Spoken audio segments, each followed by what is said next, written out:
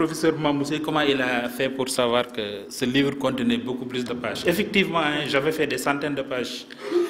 Bon, mais après, j'ai travaillé sur beaucoup d'années, parce que c'est en 2008 exactement que j'ai commencé, mais je voulais faire un livre transversal, quoi, que tout le monde pouvait lire, n'est-ce pas, qui ne serait pas trop lourd, mais en même temps aussi qui ait cette densité où je veux resituer. C'est vraiment le seul livre que j'ai écrit en prenant du plaisir, et surtout en prenant mon temps, quoi. Donc j'ai pensé chaque mot. Et aussi j'ai essayé de... Et même à la fin, j'ai fait un clin d'œil aux artistes. Donc Massamba m'a marché sur la langue. Quand j'ai fini, j'ai dit, mais... Parce que je n'avais pas de timing pour faire le livre. Donc c'était un feeling comme ça que j'ai suivi. Et au bout du compte, j'ai dit, pourquoi ne pas transcrire toutes ces pièces Parce que c'était des sketchs. C'est très important. C'était quelque part pour donner... C'est comme il a dit tout à l'heure, quelqu'un qui veut faire une pièce de théâtre, il n'a pas besoin d'aller chercher trop loin. Maintenant, il y a le travail, effectivement, qu'il faut faire. Et ça, c'était à la fin. Et en fait, c'est Sanokho lui-même qui a écrit son texte. Parce que c'est à tout hasard que je suis tombé sur ce thème. Donc, comme tout le monde, hein, j'ai connu Sanokho très jeune, on a rigolé avec lui.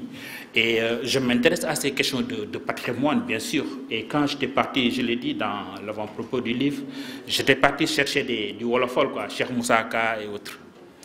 Et quand on me cherchait les cassettes que j'ai vues sur une rangée, la pile avec Sanokho, quoi. Tout de suite, quand j'ai vu le nom, j'ai commencé à rigoler, quoi, comme d'habitude. Après, j'ai dit au commerçant, donne-moi une cassette de Sanokho, là, comme ça. Il me dit, quelle cassette? J'ai dit, mais la cassette de Sanokho? Donc, je pensais au carré d'as, là, et autres. Il me dit, non, il en a 13 ans. J'ai dit, Sanokho a fait 13. Qu'est-ce qu'il doit avoir eu à raconter sur 13 cassettes? Après un moment, j'ai dit, non, donne-moi la cassette avec carré d'as, grand carré, ce que je connaissais. Au bout de ça, j'ai dit, bon, donnez-moi tout, si on est d'accord, je prends. Et puis, ok. Bon, parce qu'à cette époque, je travaillais sur un grand chantier, c'était sur le mai 68. Donc, qui était un projet qui m'a pris beaucoup de temps, j'ai beaucoup voyagé chercher. Mais Sanokho, c'était un peu comme mon oxygène, quoi. C'est-à-dire, quand j'étais très fatigué de travail, je prenais une cassette de Sanokho, j'allais là, à côté de la plage, et j'étais très relax, quoi. Bon, mais j'étais à côté des fous, là, qui étaient à côté. Mais probablement, ils se disaient que c'était moi qui étais fou, parce qu'ils me voyaient rire. N'est-ce pas? Donc, bon, ils se sont dit sans doute qu'ils ont un nouveau collègue, quoi. N'est-ce pas? Bon, voilà, et après, bon, on avait une certaine amitié. De temps en temps, il venait me donner du thé. Bon, un thé assez douteux quand même, que je déclinais par... je disais que je n'en prenais pas, et puis voilà. Mais ça me permettait de respirer. Mais en même temps aussi, donc, au départ, j'écoutais pour rigoler. Mais au fil du temps, bon, je me suis dit, mais tiens, on a raté quelqu'un qui a passé tout son temps pendant des années à nous conter notre vie au quotidien. Tous les problèmes que nous avons aujourd'hui, voilà, on peut prendre au hasard, à la volée, les problèmes des marchands ambulants, même le problème de piratage pour la société des droits. Il a parlé de tout. J'ai dit, mais tiens, on est passé à côté d'une chose. Et au bout d'un certain moment, j'ai commencé à recenser les thèmes. Et bon, j'écris rapidement, hein, bon. Et aussitôt, j'ai commencé à écrire, j'étais à une trentaine de pages, j'ai dit, mais tiens, qu'est-ce que c'est que ça? Bon, mais je n'avais pas le temps, je continuais à travailler sur le mai 68 là, et de temps en temps, j'en venais à Noho, bon, qui était toujours mon oxygène, quoi. Voilà. Et c'est comme ça que le projet est parti. Au bout d'un certain moment, j'ai voulu en savoir plus, parce que ce qu'il disait était tellement intéressant. Et surtout, après, j'ai essayé de voir les personnes qui connaissaient Sanokho. Donc là, le scientifique a pris le dessus. J'ai rencontré la famille à qui je rends hommage ici, qui m'ont beaucoup aidé, qui m'ont donné des éléments que je ne connaissais pas. Et là, j'étais très ému quand on m'a expliqué les circonstances de sa mort. Je me rappelle l'image que la RTS avait à l'époque, quand on parlait de Sanokho, qui était mort, et qu'on a retrouvé le corps bien après. Donc, c'était vraiment un problème. Donc, là, on l'aime encore davantage. Et on est touché par le tragique. Et ça a commencé à devenir sérieux. Bon, après, avec les éléments que j'avais, j'ai commencé à voir. Bon, et ça continue. C'est toujours le fou qui continue son aventure. J'étais parti une fois voir quelqu'un qu'il connaissait, bon, avec animateur. Je viens, bon, avec Voilà, je viens en prof, professeur Omar Gueye, Université de Dakar, etc., etc., etc. Il me dit, oui, mais prof, est-ce que vous êtes sérieux là? Je dis, oui, je suis très sérieux. Après, il me dit, mais est-ce que vous ne voulez pas travailler sur telle personne? Je dis, non, mais moi, c'est cette personne-là qui m'intéresse. Et après, il me dit, bon, dans ce cas, il est désolé. Bah, je dis, ok. Et quelque part, ça m'a révolté. Ça m'a révolté parce que ça m'a permis de découvrir, quand j'ai été allé voir des artistes, des gens très humbles. Et c'est toujours avec plaisir que je vais là-bas, au centre culturel Blaise Senghor. Et je vois des gens qui sont très humbles. Et surtout, à travers la personnalité de Sanokho, je vois tout le martyre que ces gens vivent. Donc, je l'ai dit dans le texte, c'est des choix. Parce que mon travail, originellement, je fais l'histoire du travail. Donc, je me suis intéressé à ce qu'on appelle les petits métiers. Bon, entre guillemets, quoi. Les métiers pas sérieux. Là, je fais un clin d'œil à Kader. Parce que je suivi, hein, chaque fois je les vois, parce que les gens ne font pas trop la différence entre l'artiste qui est sur scène, qui travaille. C'est comme le médecin qui porte sa blouse, qui fait une opération. Et la personne qui sort de son cadre de travail, qui sort de scène, qui devient une personne ordinaire. Donc souvent, il y a une confusion terrible de rôle. Il peut arriver même parfois qu'on voit un artiste et qu'on lui demande de changer, qu'on lui demande de chanter dans la rue.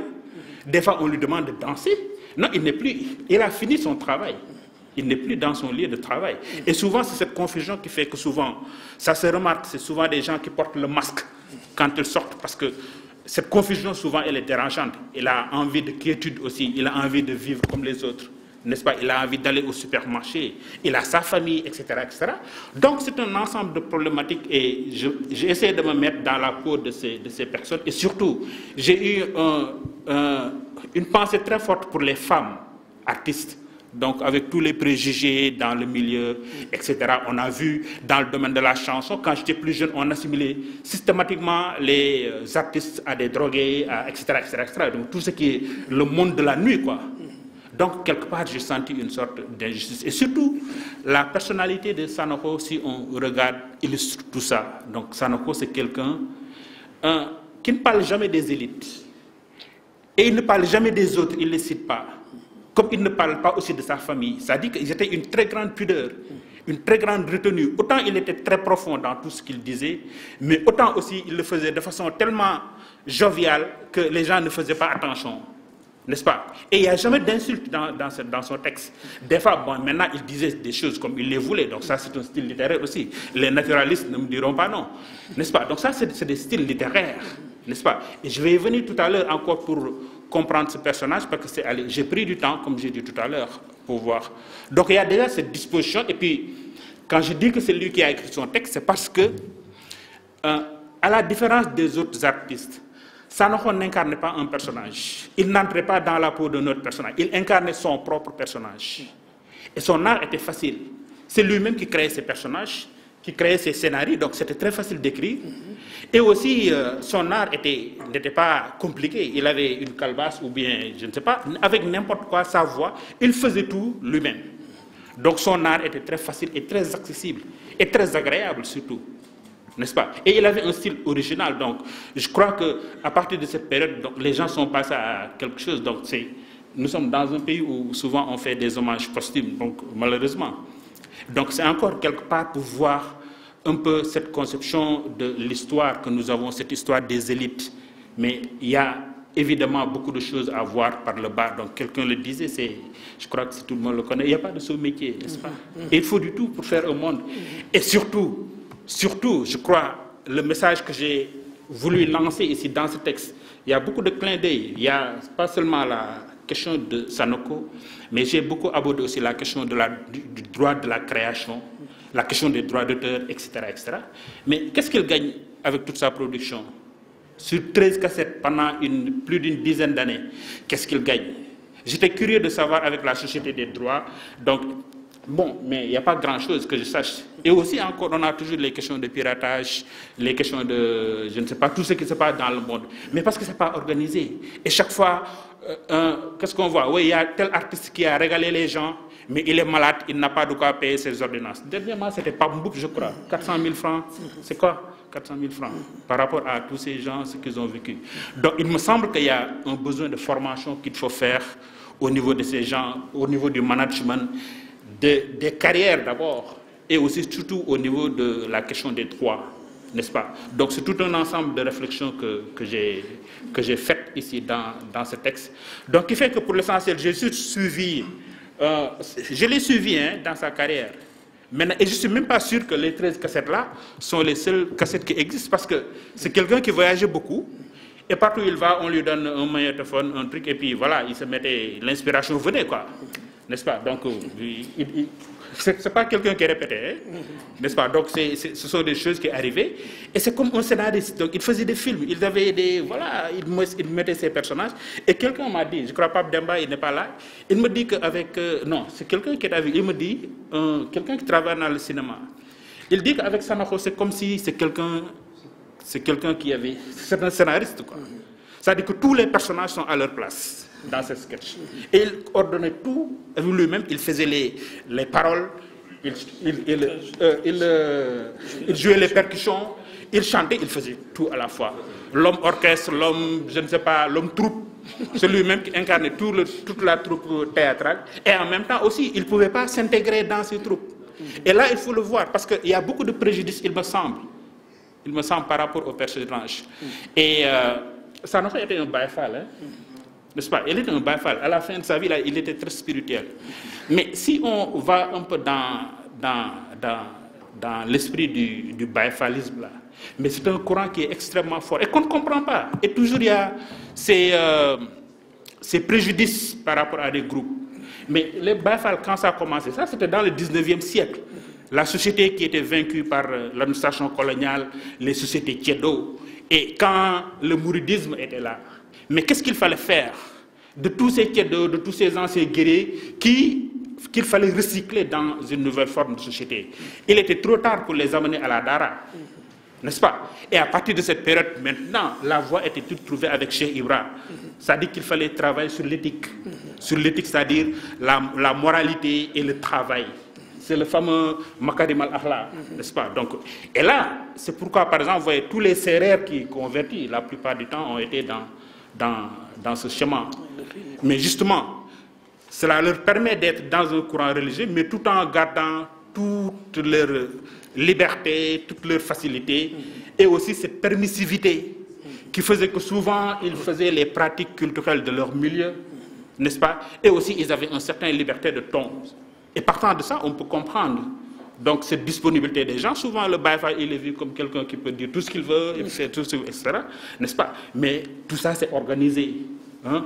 C'est ça. C'est le désordre, c'est le semblant de désordre qui est là, mais très cohérent. Et Sanokho était dans cette...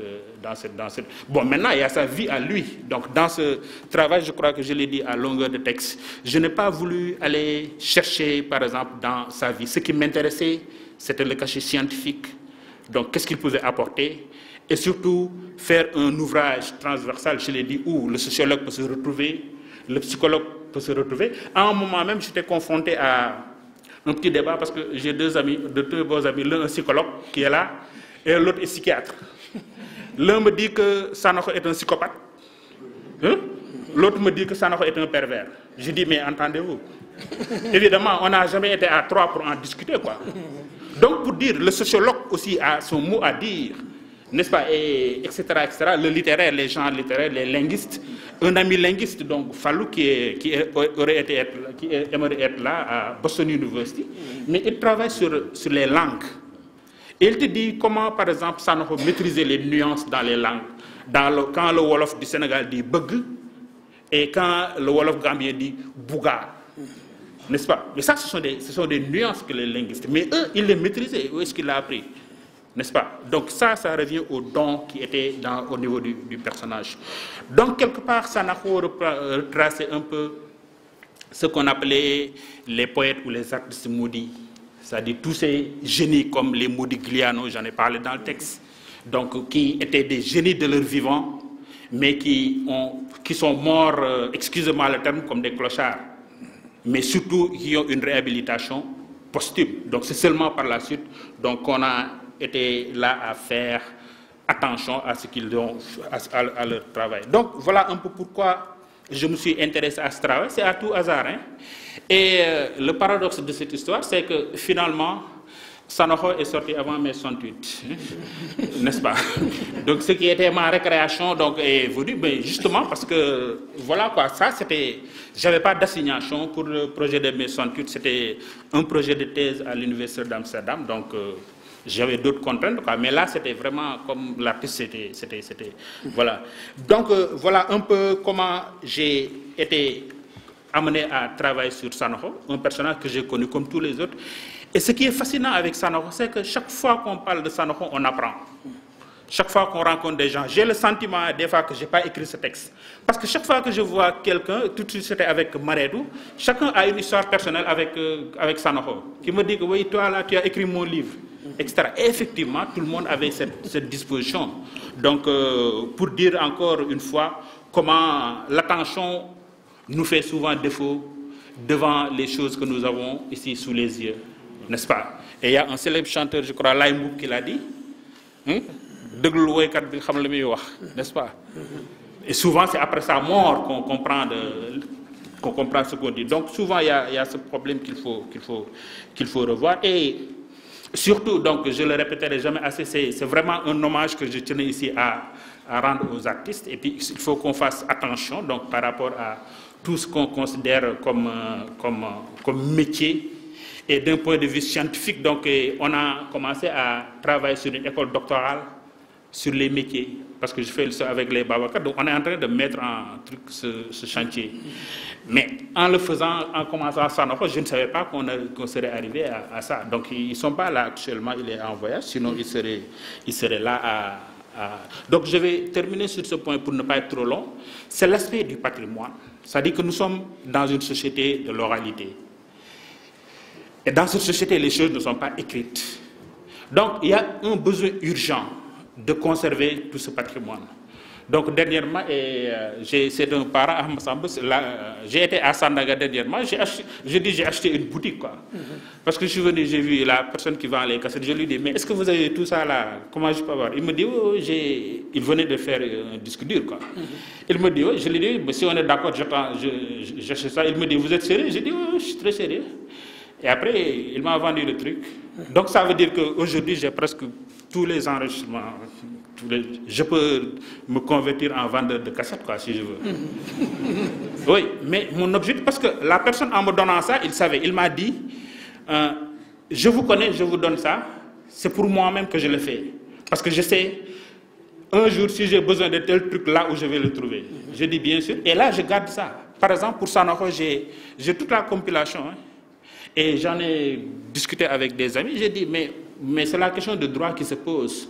Quel serait le moyen de faire, par exemple, une petite compilation, je ne sais pas, pour ces ayants droit. Mais là encore, ça pose problème, parce qu'il faut trouver les ayants droit, il faut régler la question des droits, etc. Mais le fond est là. Et j'en ai ici, dernièrement, à Sorano, quand ils faisaient leurs 50 ans, là, j'ai vu Jean-Pierre Lers, je lui ai dit, mais moi, même j'ai les enregistrements de 75, et même de 66. Donc je venais juste d'être né là. J'ai tout dans ma machine. Donc ça, c'est une préoccupation. C'est une préoccupation. Et souvent, ce qui se passe, c'est que les artistes eux-mêmes se pillent. Ils sont leurs propres fossoyeurs. Quelqu'un crée une danse, tout de suite, tout le monde reprend la danse sans payer. Vous créez une chanson, on reprend. Et sans déposer, et même sans avoir le souci de dire que c'est Massamba qui a créé cette chanson. N'est-ce pas? On a vu, je l'ai parlé dans le texte, ce qui s'est passé entre Viviane et Elhadji Faye. Donc pour une chanson qui n'appartient ni à l'un ni à l'autre. Et pendant qu'ils se disputaient Boubou Ngari, à l'époque, Mademba Diop était en vie, du cercle de la jeunesse de l'eau, qui était là. Et ils se disputaient, mais justement, c'est parce qu'Elhadji Faye qui a déposé, quand il a fait Boubou Ngari, et ça multiplie à foison. Si on devait attaquer les gens pour ça, je crois que Baba Mal serait ruiné. Les Youssou Ndour, Touré Kunda et tout, qu'est-ce qu'ils ont fait que pomper sur le patrimoine?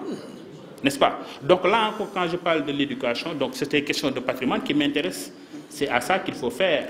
N'est-ce pas? On a eu le cas de Deep Forest. Deep Forest, qu'est-ce qu'ils faisaient? Ils allaient dans le pays pygmée, ils enregistraient les gens en live, c'est des gens qui ne peuvent pas bouger.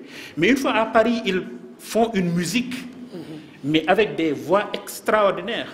Mais chaque fois qu'ils ont sorti un album, c'était disque d'or, disque de platine, Grammy, etc. n'est-ce pas? Mais jusqu'au moment où d'autres ont eu la même idée que Deep Forest. Donc, et ils sont été dans des procès, finalement, ils ont arrêté. Mais l'autre aspect qui est important dans cette affaire, c'est que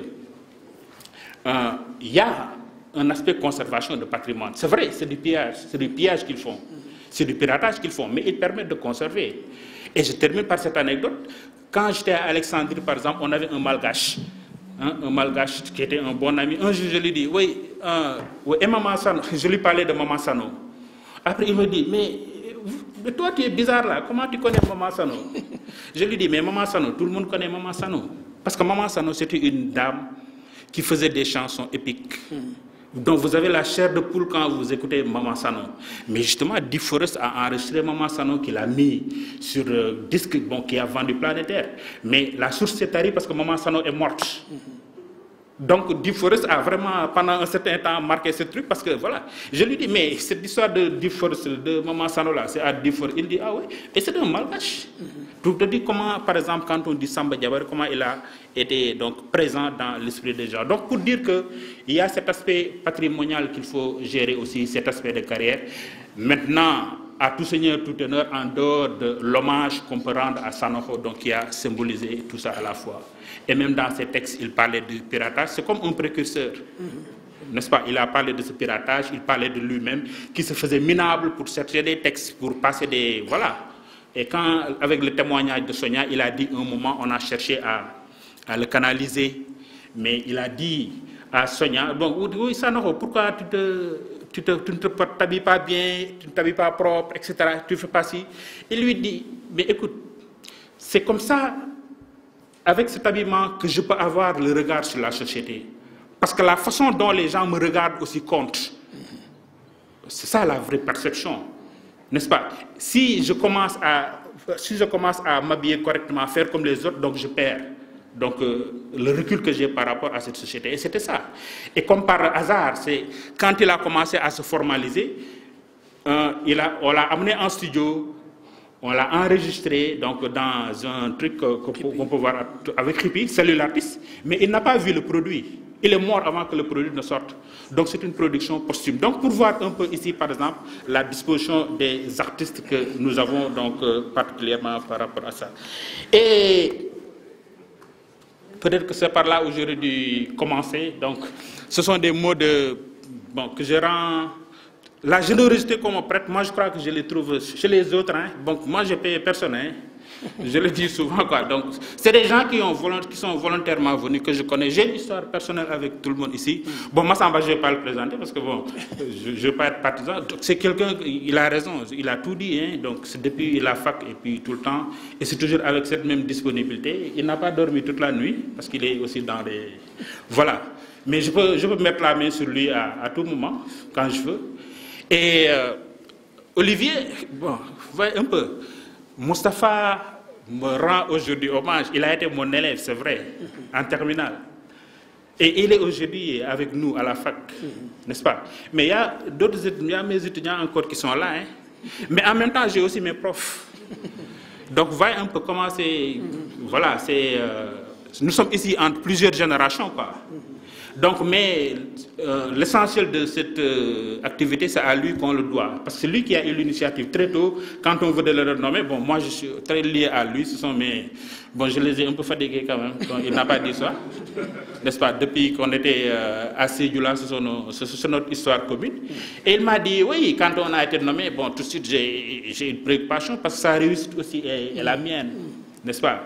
Et avec d'autres collègues, après, il m'a dit, très tôt, avant ça, il m'a dit, oui, mais il faut qu'on ait un feedback pour, comment dire, j'ai dit, ok, il n'y a pas de souci. Parce qu'il y a des gens à qui je ne peux pas refuser quelque chose, quoi. Et aussi, après, quand donc, le livre là est sorti, donc là encore, je ne voulais pas faire, il m'a dit, oui, mais ce serait bien qu'on fasse pour lancer. J'ai dit, oui, bien sûr, bon, je peux pas lui dire non aussi.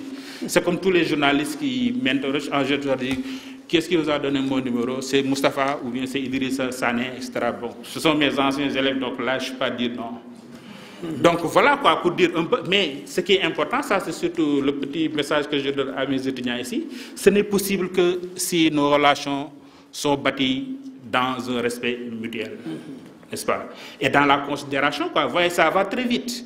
Moi, je suis avec mes anciens professeurs qui étaient là quand j'étais étudiant, les Mamoussé autres là, bon, on les regardait. Ah, professeur Mamoussé, aujourd'hui on est sur une même table, voilà, on se parle, etc., avec tout le respect et d'anciens collègues.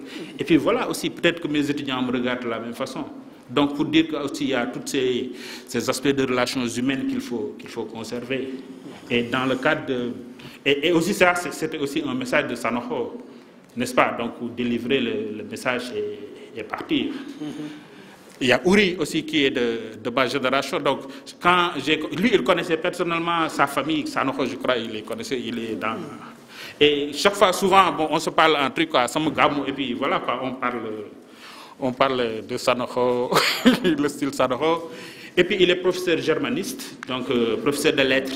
Là encore, tout de suite, quand on a parlé du texte, je l'ai dit, c'était une surprise que je voulais lui faire, n'est-ce pas? Professeur Mamoussé, donc quand je lui ai dit que oui, le texte là, parce que c'était une idée de saut, mais aussitôt, quand je l'ai eu au téléphone, il a commencé un cours, hein, sur le rire, sur la parole, etc. Je dis, waouh, la présentation a déjà commencé. Et vous voyez, il est très humble. Il est très humble. Le professeur Mamoussé, en fait, c'est des gens aussi qui sont extrêmement humbles. Nous ne pouvons qu'être humbles. Parce que c'est comme quand on va dans la mer. Plus on avance, plus on mesure ce qui nous reste à parcourir. Et le professeur Mamoussé, c'est des gens pour lesquels les élèves d'abord, ce n'étaient pas étudiants, pour lesquels le président Senghor avait une très grande affection, n'est-ce pas? Et un très grand respect. C'est eux qui étaient amenés depuis quand ils étaient en 68, qu'ils ont parti faire le bac en France, qui ont fait après toutes les études l'agrégation de philosophie et tout. Et ça permet aussi de dériver sur le professeur Amadou Lamine Sall, qui est aussi, ceux qui ne le connaissent pas, le considèrent, et ceux qui le connaissent même, c'est un peu l'enfant du président Senghor. C'est un de ses principaux héritiers, pour ne pas dire. Et son histoire avec Sanokho, c'est que quand j'étais dans la vie de Sanokho, cette tragédie, il avait fait un mot qui était très beau, que j'avais lu quelque part, mais j'avais perdu la citation. Donc j'ai repris la citation de mémoire, je ne savais plus. Je savais que c'était dans mes notes, mais je ne sais pas où. Mais j'ai repris de mémoire. Et un jour, je l'ai croisé par hasard dans une présentation comme ça. Je me suis présenté, je lui ai dit, oui, j'ai fait un texte sur Sanokho qui est en phase terminale, mais j'ai pris une de vos citations, je ne me rappelle plus. Il me dit, oui, bon, écrivez ça comme vous voulez, je sais que vous êtes une bonne personne, donc il a toujours un mot gentil pour tout le monde. Après, je lui dis, oui, après je vous montrerai. Il me dit, ça me fera plaisir. Après, je lui ai donné le texte. Mais quand il a lu le texte, le mail qu'il m'a envoyé, quand j'ai vu le mail, je lui dis, mais je l'ai appelé, je lui ai dit, mais ça fait partie du texte. Est-ce qu'on peut en faire une préface? Il me dit, non, le texte est trop beau, tu n'as pas besoin de préface. Je lui dis, mais quand même, il faut y réfléchir, quoi. Et un jour, il m'a dit, avec son humour, oui, je ne vais pas faire une préface, mais je vais faire un mot de passe. Je dis, oui, je suis preneur. Et voilà, c'est comme ça que c'est parti. Et vous avez tous vu la préface. Elle est extrêmement belle. Et encore, quand je parle de générosité, bon, qui est le plus généreux dans cette histoire? Et c'est des gens qui ne sont pas disponibles. Et Olivier aussi, pareil. Olivier, je l'ai connu avec les Babacar Fall à l'école normale. On s'est rencontrés un moment à l'AEF. Et après, bon, et il est très aussi... c'est pas seulement qu'un missionnaire, il est dans l'éthique, n'est-ce pas? Aujourd'hui, il est au ministère. Donc, ce sont nos aînés. Et c'est des gens que moi, je tutoie. Ça dit que ce sont mes grands, quoi. Des fois, c'est des gens, je n'ai pas besoin d'autorisation ou de rendez-vous pour entrer dans leur bureau. Et de tout le temps, depuis que j'étais étudiant, je n'étais pas prof ici. À tout moment, je peux entrer chez eux. Et puis, bon, je suis très gâté par ça, j'ai beaucoup de grands. Voilà. Donc, pour dire que la générosité, bon, c'est surtout une rencontre, quoi. C'est d'abord l'auteur, c'est nous tous. Donc, voilà. Et puis, je ne peux que rendre... grâce à Dieu donc, de me donner cette possibilité d'avoir. Et vraiment, c'est le mot de la fin. C'est un mot qu'un ami, un autre fou, m'a envoyé avant-hier. Le professeur Mamoussé en a parlé, c'est Abderrahmane Gaïdé. Donc, et je vous le lis. Il dit, je t'aime bien, parce que je crois que tu es plus fou que les autres. Les autres semblent être trop normaux sur les bords. Et à être trop normal, on passe à côté des vraies choses qui nous gouvernent notre petite aventure sur cette terre. Ton Sanokho le savait mieux que quiconque. En lui rendant cet hommage, tu rends hommage à la vie elle-même. Et tu donnes non seulement parole aux petites gens, mais tu remets l'histoire du rire en selle. S'il était encore vivant, il aurait certainement bénéficié du prix revenu à Koutia.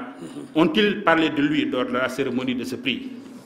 Il dit, bon bref, je suis sûr qu'il est en train de te sourire et de se dire, Boy bi mo doy waru. Au lieu de s'occuper de mai 68, il s'occupe d'un pauvre gnoleur mort un petit matin sous le pneu d'un car rapide dans la rue. Ce sera le rôle de l'historien. Sauver ses contemporains des travers de l'histoire des dominants dont la visibilité est si envahissante qu'elle finit par masquer un pan important de l'histoire de la communauté considérée à tort comme futile. Donc ça c'est un mot de Ngaïri, un autre fou aussi. Donc on a commencé par un fou, on termine par un mot de fou. Je vous remercie à tous. Et pendant qu'on y est, là encore, c'est peut-être par là on aurait dû terminer. De là où il est, Sanokho est en train de se foutre de nous quelque part. Exactement. Hein. Repose en paix.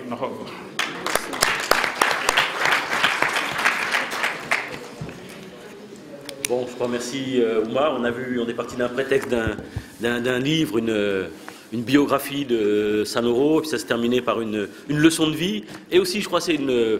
Alors, je ne vais pas exclure les gens qui ne font pas partie de notre communauté, la communauté universitaire, mais ce qu'il a décrit, les relations qu'il entretient avec des gens qui ont été ses enseignants, les relations qu'il entretient avec des gens qui sont aujourd'hui ses étudiants, je veux dire, cette fraternité, cette absence de distance qui ne veut pas dire absence de respect. C'est ça véritablement, je dirais, la communauté universitaire telle qu'elle devrait être, telle qu'elle devrait fonctionner en permanence. C'est ça l'esprit des franchises universitaires qu'on invoque souvent à tort. On y voit l'absence de police sur le campus. C'est ça, c'est un débat d'idées en toute liberté, quel que soit le statut des uns et des autres, mais avec au centre l'éthique et le respect. Et je crois qu'on ne peut pas en avoir une plus belle démonstration que de ce qui vient être donné ici par Oumar Gueye. Alors, il est 7h moins 10, il ne nous reste pas beaucoup de temps. Un petit mot. C'est Diallo, tu ne vas pas me frapper. Donc là, en fait, pour moi, c'est tout à fait normal. Bon, j'ai sauté, c'est Diallo qui donne forme à tout ça. Et c'est une longue collaboration, on grandit ensemble, quoi. Je le répète souvent. Donc, c'est l'Harmattan qui nous a donné la possibilité de faire voir, pour ne pas aussi... Parce que toujours, je vois mes textes publiés quelque part. Mais avec Diallo, au moins, je les sauvegarde. Parce que c'est publié. Donc, on a beaucoup dit sur le projet. Mais c'est un projet qui grandit, on est ensemble. Et aujourd'hui encore, on lance cette salle. Donc, on est ensemble, quoi. On ne va pas tout dire ici.